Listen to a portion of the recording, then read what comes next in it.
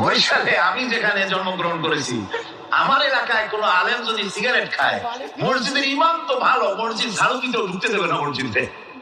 এটা এই এলাকার এক রকমের কায়দা। আমি এটার ব্যাপারে কথা নাই বললাম। তো আপনারা খুঁজে দেখবেন সে সিনেমা দেখে নাকি, মিথ্যা কথা বলে নাকি, বউ পর্দায় থাকে নাকি। এগুলি মাইক্রোস্কোপ যন্ত্র দিয়ে ইমামের মাথা থেকে পা পর্যন্ত দেখবেন কিনা কন আছে। এবার কন্ত দেখি এই ইমাম সাহেব ইমামতি করবে কতজন লোকের? 500, 1000। সাই মসজিদে ধরেন 5000 লোক হইল, 5000 লোক।